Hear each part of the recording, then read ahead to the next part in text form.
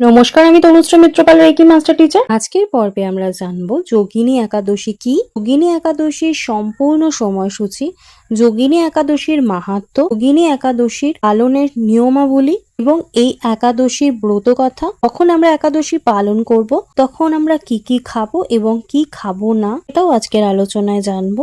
একাদশী যারা করবেন, একাদশীর সময় বা যারা একাদশী পালন করবেন না, তারাও এই একাদশীর সময় কি কি দান করতে পারবেন, কি কি দান করবেন না, এটাও কিন্তু আজকের আলোচনায় জানাবো। সবশেষে জানাবো এই একাদশীর উপকারিতা। অবশ্য করেই আলোচনা শুরু করব, কিন্তু প্রত্যেক দিনের মতো আলোচনা শুরু করার আগে আপনাদের যেটা মনে করিয়ে দিই, আমার চ্যানেলে যদি প্রথমবার ভিজিট করেন তাহলে অবশ্য করেই চ্যানেলটা সাবস্ক্রাইব করে নেবেন। ভিডিও ভালো লাগলে একটা লাইক করবেন এবং কোথা থেকে আমার ভিডিও দেখছেন অবশ্যই করে কমেন্টস করে জানাবেন।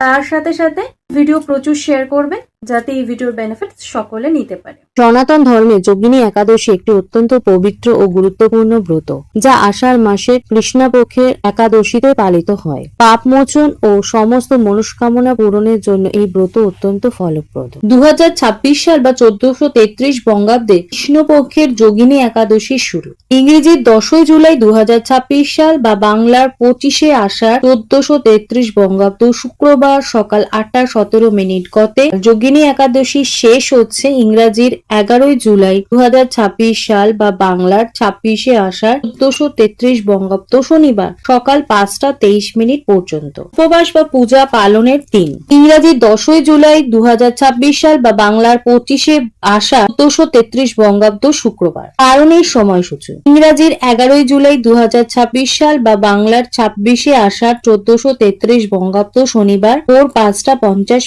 গতে সকাল 8টা 35 পর্যন্ত। যোগিনী একাদশী ব্রত মাহাত্ম্য ও নিয়মাবলী। পৌরাণিক বিশ্বাস পদ্মপুরাণ অনুযায়ী এই ব্রত পালন করলে 88,000 ব্রাহ্মণকে ভোজন করানোর সমতুল্য পুণ্য লাভ হয় এবং যে কোনো দুরারোগ্য চর্মরোগ থেকে মুক্তি পাওয়া যায়। ব্রত কথা রাজা কুবেরের মালি হেমমালি নিজের কর্তব্য অবহেলা করার কারণে অভিশপ্ত হয়েছিলেন। তিনি এই যোগিনী একাদশীর ব্রত পালন করে অভিশাপ থেকে মুক্তি পেয়েছিলেন। যা এবং উপবাস বিধি এই দিনে ভগবান বিষ্ণুর আরাধনা করা হয়। ব্রত পালনের আগের দিন দশমীর রাত থেকে অন্ন গ্রহণ বর্জন করতে হয়। একাদশীতে নিরামিষ, লবণহীন ও জলহীন বা সাধ্যমতো ফলমূল খেয়ে উপবাস পালন করতে হয়। একাদশী যে পালন করবেন জন্য কি কি নিয়ম পালন করতে হয়, তো সেক্ষেত্রে বলি, প্রথমে স্নানের নিয়ম হচ্ছে একাদশীর দিন ভোরে সূর্যোদয়ের আগে ঘুম থেকে উঠে পবিত্র জলে স্নান করে পরিষ্কার পোশাক পরতে হবে। পুজো এবং আরাধনার যে নিয়ম সেটা হচ্ছে ভগবান বিষ্ণুর সামনে ঘিয়ে প্রদীপ জ্বালিয়ে ফুল ফল ও তুলসী পাতা নিবেদন করতে হবে।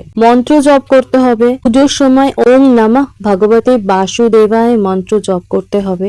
এই ব্রত পালনে প্রধান নিয়ম হলো কোন প্রকার খাদ্যশস্য বা ডাল জাতীয় খাবার খাওয়া যাবে না। যারা নির্জল উপবাস করতে পারবেন না তারা জল, দুধ, ফলের রস, ফলমূল খেয়ে উপবাস করতে পারবেন। বর্জনীয় জিনিস হচ্ছে ব্রতের দিন ও পরের দিন দ্বাদশীকে পেঁয়াজ, রসুন এবং বীজ জাতীয় খাবার খাওয়া যাবে না এবং ঘুমানো থেকে বিরত থাকতে হবে। এবার বলবো উপবাস ভঙ্গ বা পালনের নিয়ম।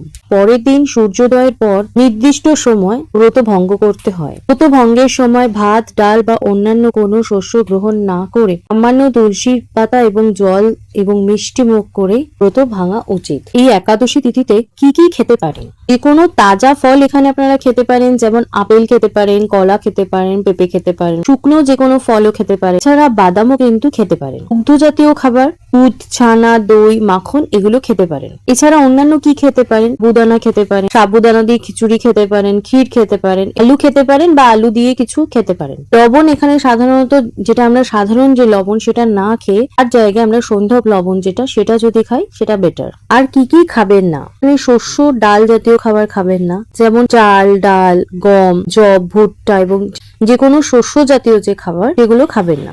আমিষ খাবার যেমন মাছ, মাংস, ডিম সম্পূর্ণ এগুলো একদমই বর্জনীয়, এগুলো খাওয়া যাবে না। সবজির মধ্যে বেগুন, গাজর, ফুলকপি এবং অন্যান্য সবজি খাওয়া যাবে না। মশলা যেমন পেঁয়াজ, রসুন এবং সরষের তেল কিন্তু খাওয়া যাবে না। যোগিনী একাদশীতে অন্নদান, বস্ত্রদান এবং দুস্থদের প্রয়োজনীয় সামগ্রী দান করা সবচেয়ে শুভ বলে মনে করা হয়। শাস্ত্রীয় বিশ্বাস অনুযায়ী এই তিথিতে দান করলে বহু হাজার ব্রাহ্মণকে অন্নদানের সমান পুণ্য এবং শারীরিক অসুস্থতা থেকে মুক্তি মেলে। এই পবিত্র দিনে আপনার করণীয় বিষয়গুলো অন্নদান এবং সেবা। দরিদ্র অভাবী মানুষদের অন্ন বা খাদ্য সামগ্রী বিতরণ করুন। গরুকে খাদ্য বা সেবা প্রদান করতে পারেন। কোনো মন্দির বা কর্তব্য প্রতিষ্ঠানে প্রয়োজনীয় সেবা বা আর্থিক সহায়তা করতে পারেন। যোগিনী একাদশীর এই উপবাস পালন করলে ৮০,০০০ ব্রাহ্মণকে অন্নদানের সমান পুণ্য লাভ হয় এবং ব্যক্তির সকল পাপ থেকে মুক্ত হয়ে পুণ্যবান হন। অতএব একাদশ আমরা যোগীগণ একে একে আমাদের পাপ বিনাশ করে প্রভুর প্রতি মধুর প্রেমময় ভক্তির পথে অগ্রসর হই। অবশ্য করে এই ভিডিও মিস করবেন না,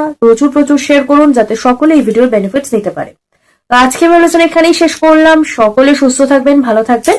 নমস্কার।